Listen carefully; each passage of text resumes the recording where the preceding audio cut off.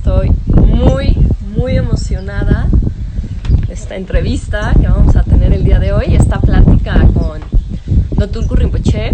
Do Tulku Rinpoche es un gran maestro que él nació en la India, su familia es de Tibet, nació en 1985 y bueno, fue reconocido como la encarnación de un maestro importante. Ahí está, ya lo agrego.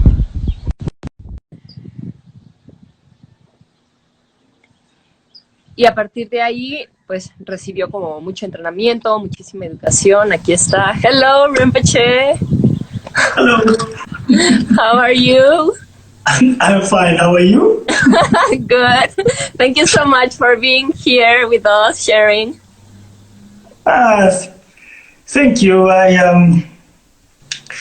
Let's hope I don't depress you. Usually when I talk about changes and stuff, I tend to depress people. Okay, I will have to be translating. This is what makes me most nervous, being a translator. You have to stop me when I go to the dark side. So, Rinpoche dice que espera no deprimirnos, porque a veces cuando habla del cambio y de cómo funciona el cambio, la gente se deprime. But Rinpoche, I think, well, you're a person that has experienced big changes in your life. Can you please tell us a little bit about your life? Because you've been going through big changes, some of the biggest changes I know. Okay, let me translate. Le estoy preguntando a Rinpoche que nos cuente un poco de su vida, de los cambios que él ha tenido, porque él es una de las personas que yo conozco que ha tenido cambios más grandes en esta vida. Entonces quiero que nos platique un poquito, a ver qué nos quiere contar de su vida y de sus cambios. Well, I don't know what you're talking about. Yeah. I'm probably maybe the most boring, normal person I know. Nothing exciting ever happened to me. And what do you call it?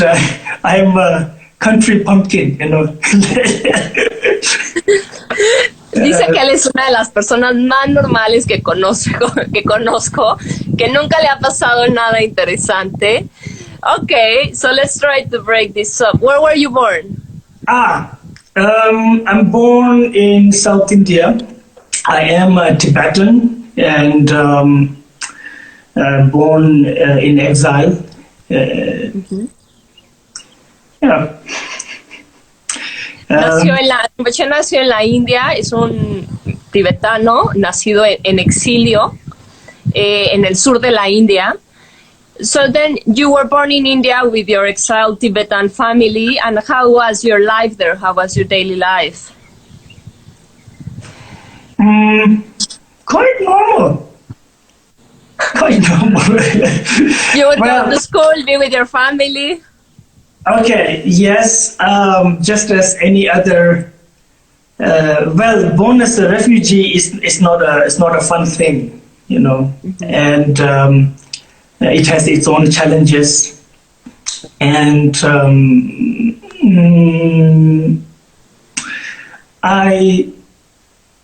at the age of 17, I think a very big change came to my life when I became a monk. Mm-hmm. I don't look like a monk because I'm not a monk now, but... The big changes. Yeah. But there is a great Tibetan master called His Holiness Sakya Chichen, and he suggested that maybe I should become a monk, and I became a monk. And for the next 11 years, I studied in Dzongser. It's a Buddhist monastic college. Are you interested in that? Yeah, I will try to translate that. So, así que Rinpoche dice que nacer como un exiliado pues tiene muchísimos retos y él tenía una vida muy normal y después el His Holiness Sakya Tenzin sugirió que él se debería de convertir en monje y se convirtió en monje y fue monje y que ahora ya no es monje, por eso no se ve como un monje. Y le voy a preguntar, ¿cuántos años tenías cuando te convertiste en monje? How old were you when you started being a monk? Where did you live before being a monk and where did you move to after? I was 17 and I left my high school and to join a monastery. And then I traveled from South India to North India, where the monastery is. I think you've been there, right? So, yeah, that's where we met. Yes. And how was it? Bueno, él se convirtió en monje a los 17 años, dejó a su familia en el sur de la India para irse al norte de la India, a los Himalayas, a un monasterio. ¿Y cómo fue, pues, dejar a tu familia y toda la vida como la conocías a esa edad? How was it to leave your family and life as you know it when you were 17 years old, like a full-on teenager, and moving to a monastery? How was that? That's a very big shift and change. That really uprooted my whole life. And obviously, nobody thinks, no 17-year-old boy thinks that he will become a monk the next day. And that's what basically happened with me. And it was quite difficult to cope with it for the first 2-3 months. Like every morning I wake up and then for the next 5 minutes I have to remember where I am. And, and there are guys everywhere. There were 350 monks all living together in a small space. So it was interesting, yeah. Entonces, imagínense, él tenía 17 años, de un día al otro su vida cambió por completo y de repente era un monje en los Himalayas sin su familia. Dice que los primeros 2-3 meses fueron muy difíciles, que se despertaba y no sabía ni siquiera dónde estaba. Y le voy a preguntar, ¿qué fue lo que le hizo poder empezar a llevar este cambio? What tools, how did you manage to start coping with this big shift when you were also like so young and suddenly your life is like from one day to another completely different? In those days it was very difficult because of course I'm a teenager and I had I've never studied any spiritual teachings or anything.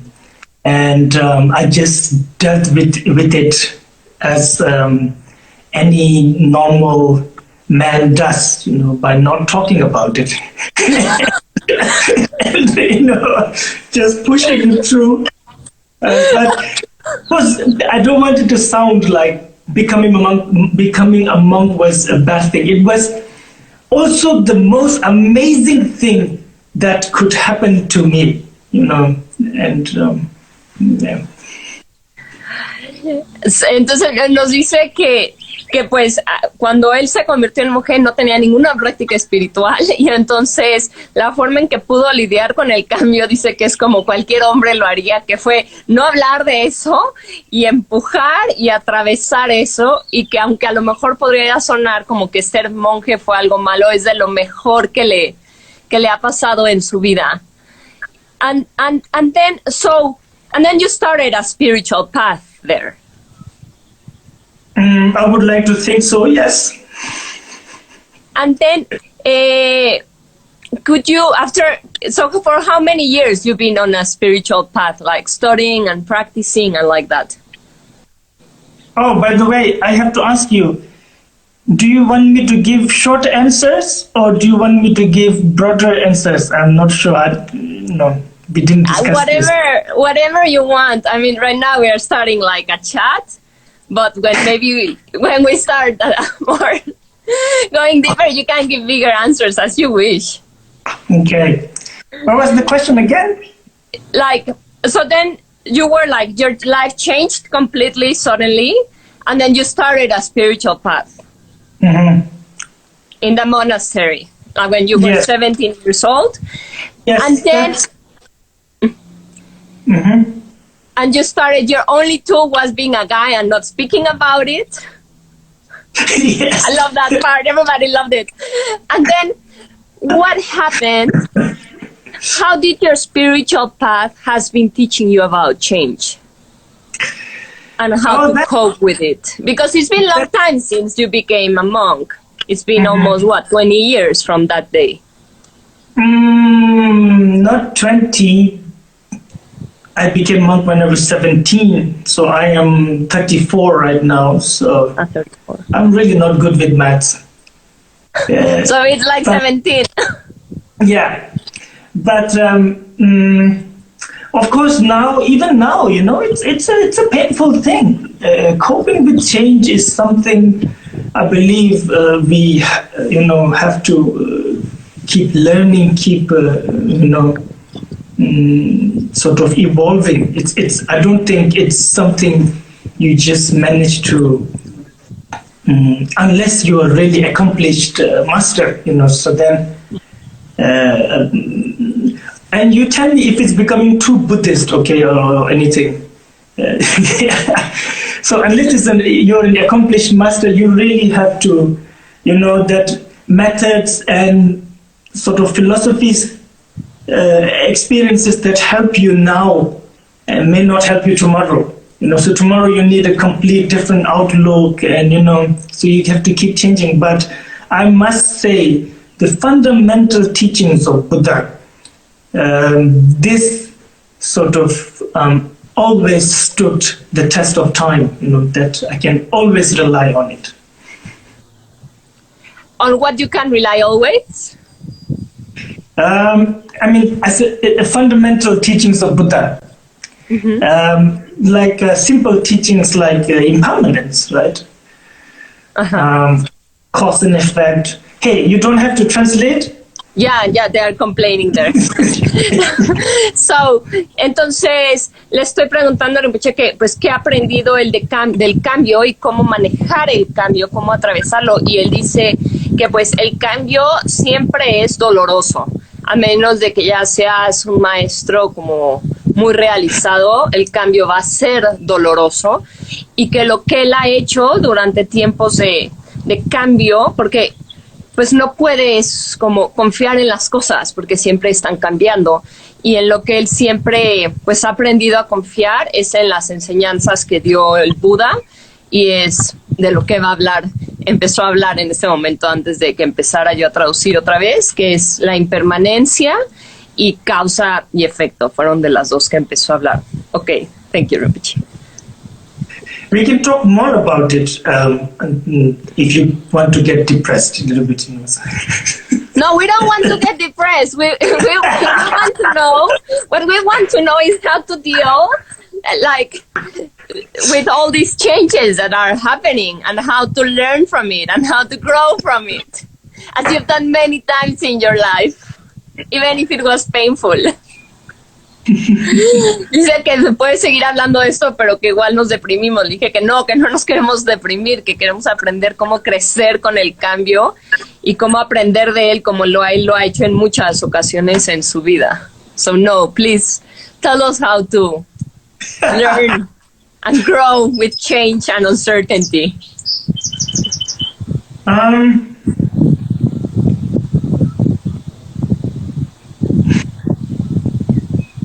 Well, of course, you want me to answer that now, right? Yeah, you please. Want to answer that? Oh no, this could be a really long answer. But just to give a brief reply, Buddha teaches that nothing happens without causes and conditions. Everything depends on something else. And this, of all the things, it points to, mainly to one thing, that no one has the ultimate control. No one has ultimate control over anything. You can try your best, you can prepare, you can try to manage. But at the end of the day, it's things just, may or may not work, and you have to prepare. You have to be mentally prepared with that. And this type of sort of teachings. Can you translate that? I will think a little bit.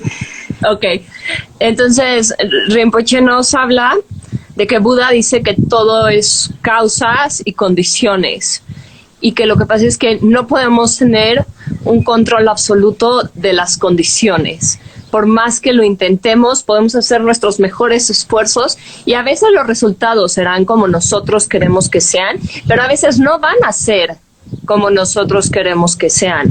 Y entonces eso es para lo que tenemos que estar preparados mentalmente, para saber cómo lidiar con nuestra mente cuando las cosas no sean como nosotros queramos, que no hay garantía ni algo que podamos hacer para asegurarnos de que siempre todo va a ser como nosotros queremos.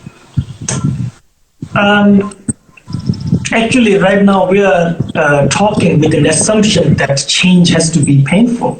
Actually, change can be wonderful too.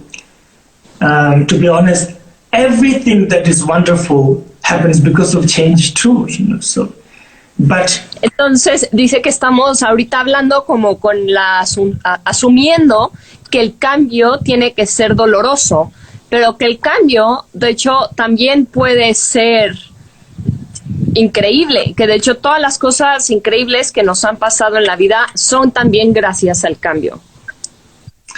But, okay, let's talk about change that is difficult, that is difficult to handle and that really makes us suffer. Now, if we really want to deal with it, so to speak, to find some sort of a solution to it rather than ignoring it or numbing it by drinking and all that, then you really have to understand the cause of why you are suffering, why change makes you suffer. Entonces, primero vamos a hablar del cambio que es doloroso, el cambio que nos cuesta trabajo y de cómo lo podemos atravesar de una forma que no sea tomando o con alguna forma como de no lidiar con él, y que para poder hacer eso lo primero que tenemos que hacer es entender por qué el cambio puede ser doloroso, de dónde viene este dolor. To simply put,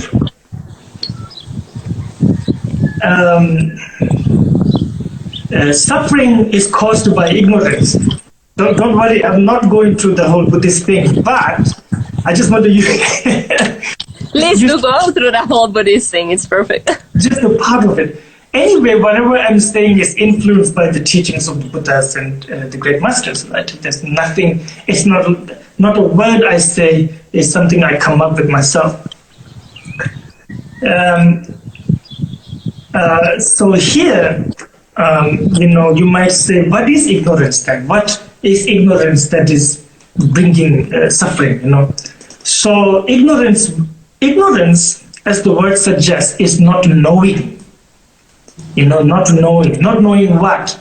Not knowing the condition of the things, not knowing the nature of yourself, not knowing nature of any phenomena, a relationship, a family, a country, religion, whatever, that not knowing what is its nature, that is ignorance. And one of the nature that everything shares is impermanence. I think that was long enough for you. Yeah, I'm starting to take notes. The first time I do like teaching translator. Entonces, lo primero que dijo Rinpoche es que nada de lo que él está diciendo viene, o sea, se lo inventó él, que todo esto viene de maestros budistas, que es lo que él ha aprendido, y que de dónde viene el sufrimiento. El sufrimiento viene de la ignorancia. Y entonces paso a hablar de qué es la ignorancia, de qué es lo que somos ignorantes. Dice que la ignorancia es de no saber verdaderamente cuáles son la naturaleza de las cosas, cuál es nuestra propia naturaleza. Okay. So they are asking, where does the pain of change comes and how to make it so change is not painful? Yes, that's okay. Then I will go with what I was saying because this connects. Is that your son? Yeah, sorry. Órale, qué guapo. Ven, saluda a Rinpoche. Aquí. No, mami. Hello. Adiós. No, después, Kenny, por favor. Okay. So as I was saying, ignorance to basically not knowing that everything has to change, everything is changing, not knowing, not noticing that. Now, phenomena change, yet your mentality does not. The way your perception of it does not change, or you don't want it to change, which is worse, because whether you want to or not, things will change. This is just the good and the bad news, that things will change. And so it's really like fighting a losing battle. From the beginning, the moment you don't want something to change, don't want something to remain with you, you kind of have lost the battle.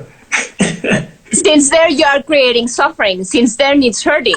Since you don't want it, Yes. since you don't want it to change, it starts to hurt. Yes, obviously, that causes the pain. Entonces, Rinpoche nos dice que la ignorancia es también de no saber que todo cambia, porque eso es una ley, así son las cosas. Entonces, la realidad es que las cosas siempre están cambiando.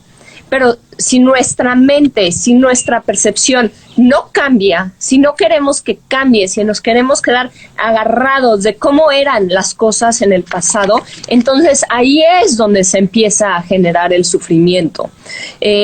Desde que nosotros estamos con el anhelo de que no queremos que las cosas cambien, desde que nosotros vivimos con ese anhelo, desde ahí empieza a generarse sufrimiento, porque estamos buscando que algo sea como no es en realidad. Entonces, por eso es tan importancia el tema de la ignorancia y el poder ver las cosas como verdaderamente son. Should I stop giving that answer now? I think that was long enough. No, please, we are getting started. That's amazing. So it's because we don't want to see things as they are that we start to suffer. Yes, and we are attached to permanence, basically. You know, we are attached to permanence. We want our family to remain like before, our traditions to remain like before, country, anything, you know, finance. And they don't. They cannot. They are changed and pulled and pushed by billions of causes and conditions, you know, and that's it's a sad and a very funny situation.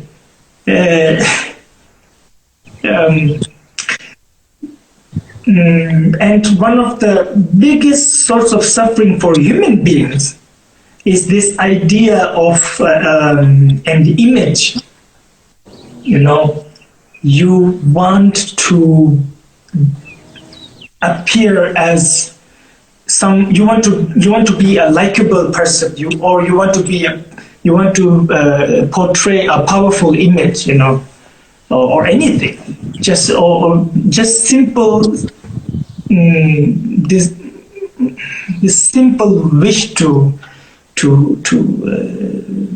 impress others, whoever, and we want that image not to change. We want that we really fight hard for that not to change it. That's really for someone like me, an Asian, it's one of the biggest problems, you know. I want people to like me. I want people to think, oh, that's a very good Lama, you know. I want people, and I have no control over it, actually. And it makes me suffer a lot. That makes you suffer. Of course.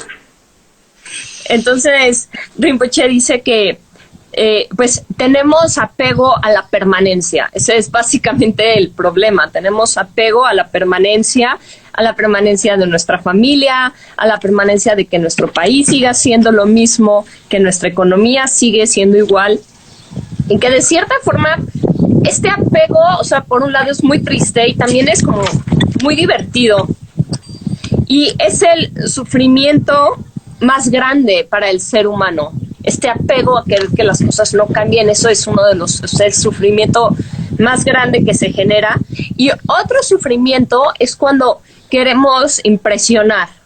Queremos que la gente nos quiera, que la gente piense bien de nosotros, que podamos enseñar nuestro poder. Y cuando hay cambio, esto se cae o cambia. Y dice que él, siendo pues un maestro asiático, eso es uno de sus mayores problemas, porque él quiere que la gente lo quiera, que digan que qué buen lama es, y que pues no tiene control sobre eso, y que eso es algo que a él lo hace sufrir.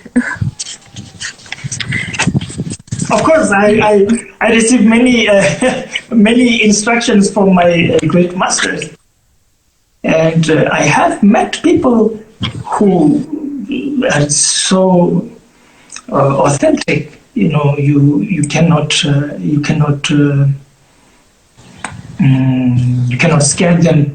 You cannot bribe them. You cannot sway them by praising or threatening. Nothing. We have met such people, and for example, my teachers, they advise to always think about impermanence, think about change. You know, that should be your rock, sort of. Not to become like a mechanical person, but to have a practical view of things. For example, let's say today you are, you know, well known, or at least in your friend circle, in your village, you are well known, and people like you, and I don't know, like, you know, but I'm trying to hold myself back, you know, but especially as a spiritual teacher, it's very important to always have this awareness that today they see something in me which they like, so they like me. Tomorrow, these very same people probably will see something in me that they don't like. You understand? And then the whole sort of story is different now. You know, not to be a pessimistic though, but realistic. You know, and that's the same about anything in any situation. Just to, you know. Okay, let me translate this. Entonces nos dice que él ha recibido instrucciones de grandes maestros que son inamovibles, que no los afecta ni que los alaben ni que los critiquen, y que estos mismos maestros, que tenemos grandes maestros en común, siempre hablan de la importancia de la impermanencia, de pensar en la impermanencia constantemente. Es algo que tenemos que hacer, y que tener una visión como práctica de cómo son las cosas en realidad. Por ejemplo, como un maestro espiritual, puede ser que hoy vean en mí algo que a ustedes les gusta y que entonces me quieran seguir, pero que mañana vean algo que no les gusta y entonces ya no quieran saber nada de nosotros y a lo mejor hasta se vayan. Entonces, eso es importante, contemplar constantemente en la impermanencia. Y aquí nos estaban justamente preguntando, ¿cómo realmente qué significa la impermanencia? ¿Cómo se traduciría algo que podemos llevar a nuestra vida diaria? So speaking about impermanence, Rinpoche, they're asking, like, what does impermanence really mean? And how can we take impermanence, like these thoughts of impermanence or this practice of thinking of impermanence in our daily life? Can you see me? You're like spinning. It's like your side is thinking. Okay, but you can hear me, right? I can hear you, yeah. That's enough. Let's see if you come back. Okay, so you said what? How does impermanence help? Like, what is impermanence? They are asking, what is impermanence? How to adapt to impermanence? How to integrate impermanence in our daily life? Well, that's a very big question. Yeah.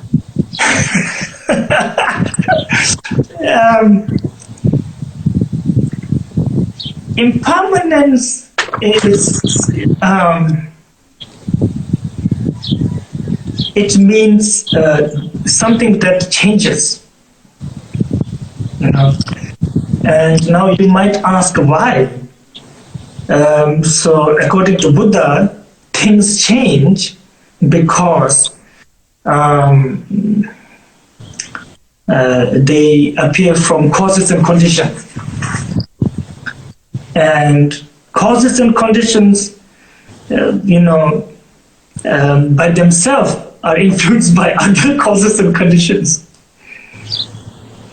Okay, let me give you a practical impermanence, Practical impermanence is, look at your mind. What does it go through in a day? It's so important. It's such an important factor. Actually, what we know for sure is our mind.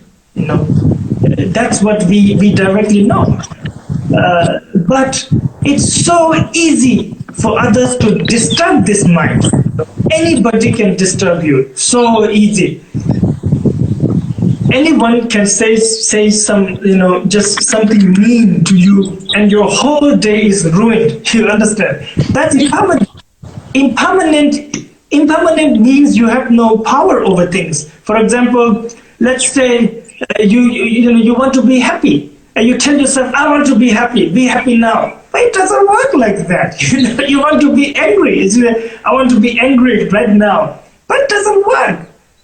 Which shows that the control is not in your hand. The control is in the hand of the phenomenon. Let's say, like that. The control is in the hand of cause and effect, causes and conditions. Okay, yeah, I didn't translate. I think it's becoming very... Okay, I'm going to translate that. I don't know if we should try, like, to remove you and then add you again. Okay. Let's try. I hope you can come back. Let me remove. Okay, wait. Okay, Rinpoche, please send another request to be live while I translate. Entonces, hablando de la impermanencia, bueno, dice que esa es una pregunta muy grande, pero impermanencia es algo que cambia. ¿Por qué cambia? Pues Buda dice que todo cambia por causas y condiciones, que son influenciadas por más causas y condiciones. Déjenme lo agrego, aquí está.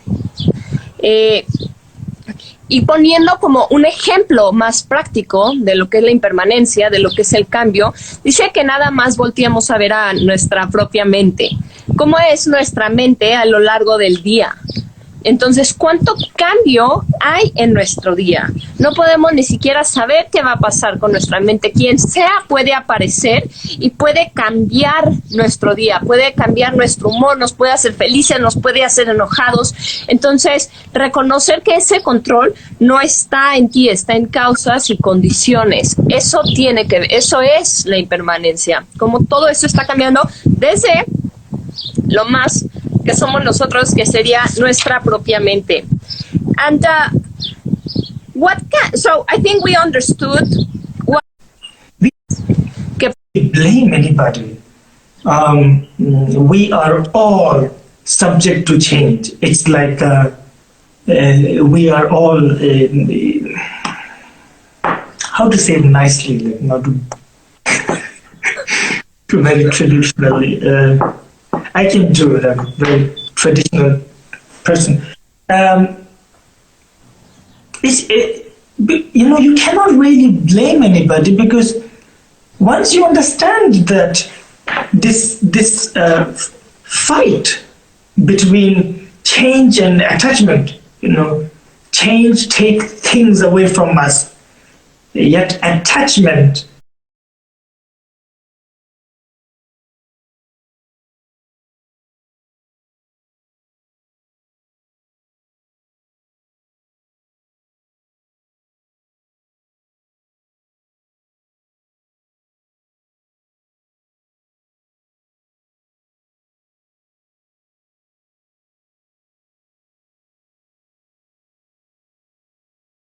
one of the biggest help that I get is simply knowing the existence of my teachers. His Holiness Dalai Lama, Sakya Trichin, His Holiness Sakya Trichin, Manjushri Dongsa Gyaltsab, but I mean so many of them. And it's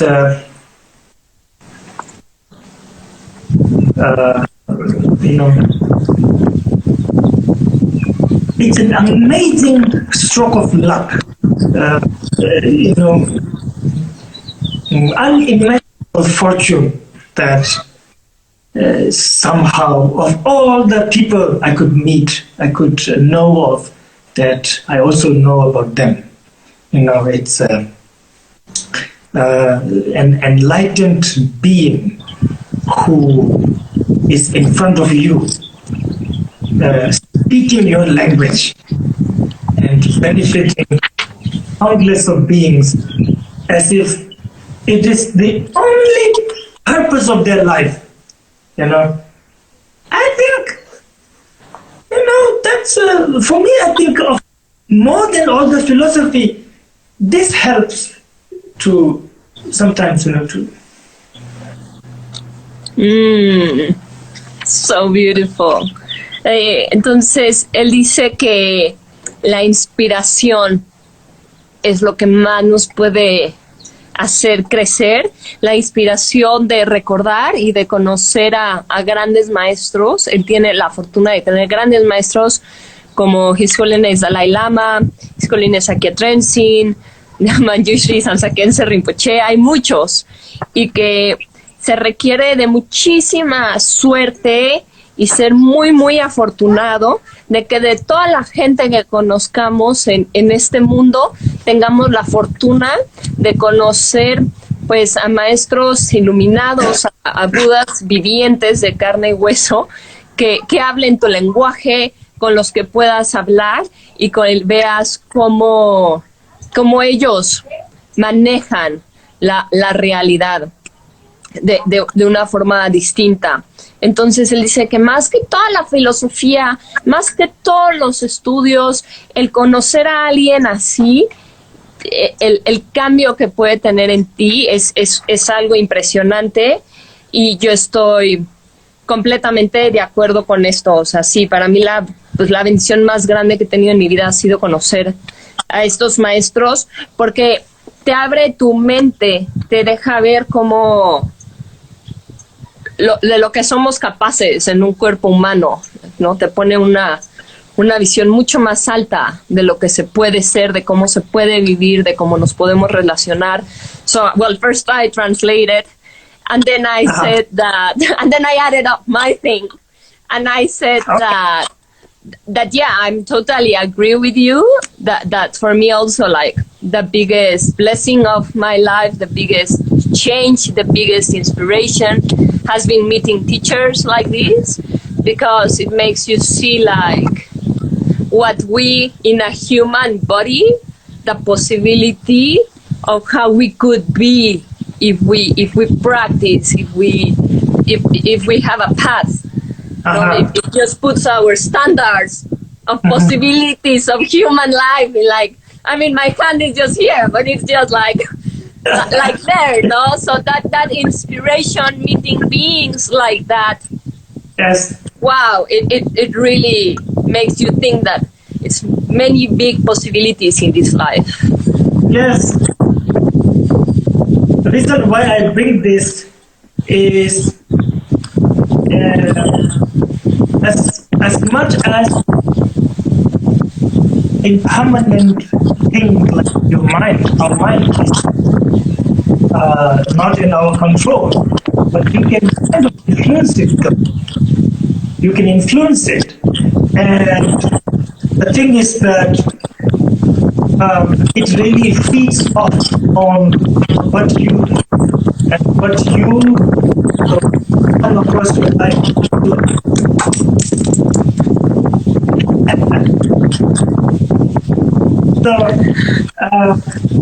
So when you start reading these thinking about the life of these masters, first of all, many of the things they did seems impossible. You know, you feel like, or just any great man or woman, it seems impossible to us. You know? But as you get more and more and more, there is a strength that starts building within you. You know, that really makes slowly you start believing. Sorry, I have so much wind. Cari, ¿le apagas, porfa? ¿Le apagas tantito? Ya, te la apagas. Wait, sorry. They couldn't hear because of the wind. So I'm moving it.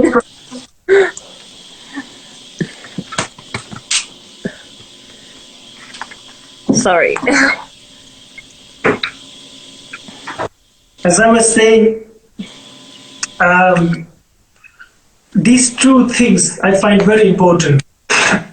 Knowing the reality of the things, that whether I like it or not, things are one way, and my idea, hopes, and fear is another. You know, so there's going to be a friction. That's a very good knowledge. And then, Okay, dice que hay dos cosas que son muy importantes. Una es ser conscientes de que la realidad es de una forma, pero que mis ideas y mis esperanzas quizás son de otra forma de lo que es la realidad. Y entonces que estas dos cosas que van separadas va a producir una fricción. Y la segunda... yes, and you need a companion, you know. You need a friend, you need someone to depend upon. That's where an object of inspiration comes in. You know, even if you're not a Buddhist, just to think about life of this prince who gave up everything and went in search of wisdom. I think, you know, if you can think, that's quite amazing. You know, it could really, for example, the things that this person did, not by magic or there was no miracle, you know, he would simply talk, simply be present in front of somebody, and this would transform the other person inside out, you know. He talks with a mass murderer. Just talk. nothing. He's not showing any, he's not dancing or nothing. It's just simple talk. And this person's mind completely changes. Entonces dice que la segunda cosa es que necesitamos un compañero, un amigo, una guía, porque esto va a ser este objeto de inspiración, y que aunque seamos budistas o no, que simplemente conocer la vida de Buda y oír sus historias, de cómo se podía él sentar, hablar con un asesino y explicarle y cómo esto iba a transformar la mente de esta persona y a cambiar su vida, eso genera muchísima inspiración. You cannot do that if you are wrong or if you're lying. Understand? No lo puedes hacer eso si estás solo y si no tienes esta guía. Someone will catch up if you know you start sooner or later. But the things this person said, for example, impermanence, that whatever we are talking about, these have been taught almost 3,000 years before. And even to this day, it still stands as the truth. Y dice que las cosas que, por ejemplo, que esta persona que Buda habló, fueron cosas que se hablaron hace 3,000 años, como la impermanencia, y que estas mismas cosas que se hablaron hoy en día siguen siendo completamente válidas, siguen siendo completamente reales y siguen siendo de gran ayuda. We have 1 minute, 45 seconds left. And somebody is asking that if the thought that we can create our own realities, that is true or false? We thought you can create your own reality? Yeah, can we create our own reality with our mind? Is that true or is that false?